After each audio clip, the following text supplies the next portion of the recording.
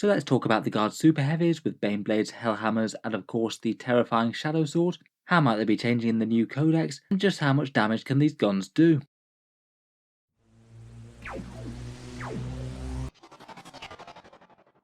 Hello and welcome back to Warspets Tactics, where today we're talking Guard once more, going over some more leaked rules from Codex Astra Militarum, and today I thought we'd take a focused look at the Super Heavies, go through all the different variants of Baneblade in the Codex, how the base stats of the tank have changed, what the guns are looking like at the moment, and roughly how well they stack up against each other when you point them at a few likely targets. We'll go through the tank's main profile first, then each of the variants in turn with the different guns, and then finish up with a few thoughts and a comparison of their damage to see which ones are the best. As always, massive shout out to Mordian Glory for the leaks for this. He's basically shared a full copy of the playtester codex for the new Astra Militarum book, and now we know a whole bunch of the points datasheets and weapon profiles that are coming for the Guard in the near future. I thoroughly recommend checking out his channel as an excellent source of Guard news, and of course the usual caveats that come with leaked rules. These are likely from a playtest copy of the book, so some things will be different by the final release, particularly the points, but I suspect that the majority of the new weapon stats and profiles will be fairly accurate and pretty representative of what we'll get in the final book. First up, let's talk about the profiles for the super heavy tanks. Currently the Baneblades and their variants haven't had a particularly good time of it in 9th edition 40k. They've been very overcosted compared with the standard Lehman Ross for the majority of the edition, and it's only really now that they're catching up a bit, gaining Armour of Contempt and the 2+ armor save, which makes them a bit more of a tempting choice, but still maybe don't see massive amounts of play even in competitive Guard lists now. Being a Lord of War does have some advantages and disadvantages. At least you're now not paying command point tax for them quite as much as you were, though for some reason they've made running them in Nephilim almost impossible if to do in multiples, though including one in a standard Guard army isn't too hard. Being a Lord of War does give them some advantages and disadvantages. It means they can easily drop back from combat and still fire if they need to, and are also actually somewhat dangerous in combat too.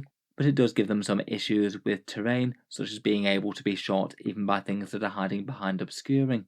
In any case, the leaks profiles are generally around 400 to 500 points. That's base before sponsons, but at this point I probably wouldn't get too hung up on the points cost. There's a good chance they might be really changed, or even potentially that every single one of these might well now cost the same if Games Workshop has decided to try and make their guns roughly equal power but do different things. Statline wise, the Super Heavies have a 10-inch move, hit on 5s in melee, hit on 4s at range, though they get the turret weapon boost, strength and toughness 9. Toughness 9 is a new addition that will put them in line with the new Rogue or Dawn tank, as I guess it would make sense for them to be harder to take out than that. They've gained some wounds as well, going up from 26 to somewhere between 28 and 30. Leadership 8, and they're retaining that 2+ armor save. In terms of the stat line, the main change is just massive more durability. Going from toughness 8 to toughness 9 will be a big deal against things like melters. The wounds certainly don't hurt. Apparently the ones with 30 wounds tend to be the ones with the firing decks, things like the mighty Stormlord, and nice to see that the 2+ save isn't being lost either. I'll be pretty interested to see if the Guard vehicles retain Armour of Contempt or not.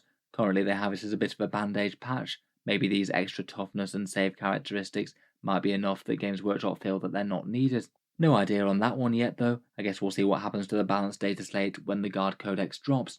Otherwise, their combat power with the adamantium tracks remains strength 9, AP -2 and damage 2. That still is probably going to roadkill at least a few infantry, even hitting on 5s, and fingers crossed that crush them stratagem will still be about in some sort of form. Currently that's really brutal on Baneblades, going to hit on 2s with a reasonably threatening profile in combat. Otherwise, in terms of special rules, quite a few tanks seem to have the option to take track guards or leave them off. Apparently the Baneblades just get the track guards for free, +1 save against damage 1 weapons, and they do also pick up the turret weapon special rule, giving them +1 ballistic skill to hit on 3s and allowing them to fire out of melee with the big main gun. A very nice bonus, and it does keep some of the spirit of the rule that they had before, but it does look like their sponsored weapons will be locked to firing at whatever they're in combat with if they don't choose to fall back. The turret weapon thing does also apply to any of the other primary weapons of these big tanks, even if they're more hull-mounted things. Apparently due to that, they do lose the Steel Behemoth special rule, which allowed them to fall back and charge and shoot at other enemies even within engagement range. Perhaps losing fall back and charge is the biggest hit for that one, though they still will be able to fall back and shoot normally anyway due to being Titanics. Finally, the rumour is that the sponsons would still be 60 points for the pair of las cannons and 2 twin heavy bolters as well. At that price, that does seem kind of reasonable for the extra guns that you're getting. You'd basically be skewing the tank a bit more to being a big hitting damage dealer and having slightly less durability per point. I think whether or not they make sense or not will depend on the synergies with the book and whether it makes sense to really try and amp them up as a big damage dealer or a bit more of a durability hard-hitting thing with the main turret weapon. Broadly though, looks like pretty good stat line improvements. Going through the individual variants quickly and their different guns. First up we have the Baneblade that supposedly might be 440 points. To be honest, the points out of this league are ones that I take with the biggest pinch of salt, as they could easily be tweaked very late in the day shortly before the codex comes out. In any case, the Baneblade cannon seems to be one of the only ones that doesn't have changes. 3d6 shots at strength 9, AP 3 and damage 3, a pretty decent general purpose damage dealer. Obviously it's a big improvement still because it hits on 3s rather than 4s. Apparently the hull-mounted Demolisher cannon for this one and the Hellhammer won't be changing. The standard Lehman Rosses are having the profile tweaked to be a Demolisher battle cannon with extra damage, but the standard hull-mounted Demolisher cannons on the Baneblade and the Hellhammer still retain d6 shots, strength 10, AP 3 and damage d6. Still a pretty big and threatening extra bit of firepower there, even if they don't get the boosted profile on the Ross. Otherwise though, looking through the different variants, first up we have the Banehammer. That one has the Tremor Cannon with 2d6 plus 3 shots. On average that's a tiny bit less than the Baneblade, but almost meaningless, and a tiny bit more reliable too. That one's basically a pip of strength over the Baneblade, but only 36-inch range, and compared with its previous version it's got more strength and AP, but a shorter range than it had before. It seems that most of the new Baneblade guns tend to just have the effects of their main profile, and no other weird wacky rules about their damage or movement or things. This one used to limit the movement of the things that it shot at, but apparently that might no longer be the case. Perhaps a little bit sad if true, but I guess that means that it can actually have a decent damage output now. I feel like limited movement things might be kind of interesting in the new Guard Codex, as they might allow you to hit things with Death Strike missiles that you might not normally be able to. This tank, as with a few of the others, has a firing deck as well. Apparently the new firing deck special rule is that just one unit can fire out of the top, rather than multiple different embarked units. I can maybe see why they did this, but it does seem a bit sad. A fair few people enjoyed running their Stormlord party boss, even if it wasn't a particularly strong strategy. It looks like you'd just be wanting to take one unit in there to shoot out, and not more now. Next up we've got the Banesword with its Quake Cannon. This one's 96 inches, heavy d6 plus 6, a big strength 14, AP minus 4 and damage 4. This one's basically gained extra shots with what it had previously, and maybe seems like it might be one of the best ones for taking out toughness 7 vehicles. It'll get to wound those on 2s, and 4 wound infantry also have plenty to fear. The Doomhammer gets the Magma Cannon. This one's got a 48-inch heavy d6 plus 3, strength 10, AP minus 5, damage d6 plus 2, and it also basically has the Melter rule as well, where you get an extra plus 2 damage, so d6 plus 4 when you shoot at targets within half range. A fair few less shots than the previous few, but it does hit a lot harder. AP minus 5 certainly isn't irrelevant when there's Armour of Contempt Terminators out and about, and it does look like it'll pack a very meaty punch against tough vehicles. The main buff compared with its previous version is getting more damage. Next up we've got the Hellhammer, which maybe has had a bit of a side grade. Previously the old version of the cannon was a pretty decent anti-everything gun, though you did have to pay a fair bit of a points premium for it. It now seems they're trying to make it a lot more of an anti-infantry gun rather than an anti-tank one. It's 36 inches, heavy 3d6 plus 6, so that'd be an average of around about 16 or 17 shots, and strength 7, AP minus 2, damage 2, ignoring light cover. It's definitely a very different role, and I can't help but see that as a bit of a downgrade really. There's going to be some things that it kills very very well, anything like toughness 6 vehicles, and it will be pretty decent against hordes and things, but there's just quite a lot of targets that are quite resistant to that kind of profile, things with -1 damage or high saves and Armour of Contempt. Both of those could be very unattractive targets to fire at. It does also have its Demolisher cannon though, so maybe it might compete a bit more for that if it is pointed right. Next up, and perhaps one of the ones that I was most interested to see, was the Shadowsword. The Volcano cannon on this one is 120-inch range, heavy d3 plus 3, strength 18, AP minus 5 and damage 12, even wounding all the new toughness 9 things on a 2+. It's the lowest shots out of any of the variants, as you'd probably expect, but truly ridiculous damage. Previously it had damage 2d6, so an average of 7, so going all the way up from 7 damage to 12 damage is pretty mad. Perhaps unusually for these really big hitting gun previews, this one doesn't actually ignore imballs, though it is probably hitting with enough shots that it doesn't matter too much. It kind of feels just a little bit similar to the Tau Storm Surge. You had the Tau Hammerhead with the Railgun ignoring invul saves, but the Storm Surge just had 12 damage and didn't. It seems that the same might be true for the Guard with the Lehman Russ Vanquisher, and then the Shadow Sword just gets massive damage but no ignores invuls. Still though, even assuming something like a 5+ invul save, you've got a really good chance of one-shotting things like Knights, unless your opponent rotates Ion Shields or Command rerolls, both of which admittedly they might well do against this. You're generally going to average between 1 and 2 failed saves on a Knight. If you get 2, then it's usually going to be curtains for a great big Super Heavy. Still though, it's not exactly the most take-all-comers weapon in the world. It's certainly going to worry any unit that it shoots at by maybe killing a few models, but things like transhuman physiology or invul saves could definitely hamper its damage output a lot.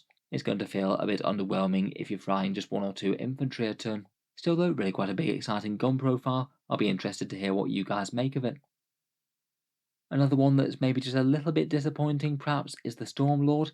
This one's the one with the really big extended firing deck, and it looks like the Vulcan Mega Bolter doesn't actually have any stat line improvements. It's still just going to be 20 shots at strength 6, AP -2 and damage 2, though admittedly gaining the turret weapon word to get a 3+ to hit is pretty big.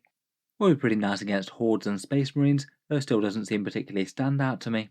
Last but by no means least, we have the Stormsword. This one gets the Siege Cannon, 60-inch range and heavy D6+6, strength 12, AP -4 and damage D3+3. This one also gets to ignore light cover as well. Overall, a pretty solid all-round upgrade on this one. It gains shots, strength and damage. It is kind of interesting the way that most of these tend to have small trade-outs. A few of them have slightly more damage but more or less strength, and slightly varying numbers of shots. Overall, just based on these profiles, I thought it might be fun just to take a look at which look like some of the most efficient damage dealers in a few different categories. I probably wouldn't read too much into this at this stage though, just because we don't know the points cost yet or the final profiles, so probably not too much point in going into really in-depth analysis. I also haven't included the Demolisher cannons for the Baneblade or the Hellhammer, which would help a bit, but we don't know if we have to pay more for them compared with the rest yet. In any case, against some slightly more Horde type infantry, say some Necron warriors, the Stormlord wins that with 7.4 dead, followed closely by the Hellhammer at 6.1, though the Hellhammer does actually beat the Stormsword if they have 11 or more models in the unit as they trigger the blast keyword. Next one is the Baneblade, mainly just because it has the most shots compared with the rest, all of which absolutely pulverise lighter infantry. Against things like standard Space Marines, the vast majority of the tanks are kind of similar. The Banesword, Stormsword and Stormlord all pretty much equally win, I think, on 4.4, but most of the rest really aren't all that far behind either. It is kind of a little bit telling that things like the Stormlord and the Hellhammer still aren't particularly impressive against these targets. You would expect them to do significantly better against 2-wound infantry compared with the tougher things that they're bad against. Against Terminators, again it is the Banesword and the Stormsword that win this the most. The damage D3+3 and the damage 4 variants, I believe that is. They've still got a good number of shots, decent AP, and enough wounds to kill the Terminators dead. The Baneblade and the Banehammer follow after that. They get more shots, but only AP -3, and that doesn't win out in Armour of Contempt. Lastly, we've got a couple of vehicles. The Shadowsword wins handily against Toughness 7 vehicles, averaging a crazy 33 wounds even without any rerolls or anything.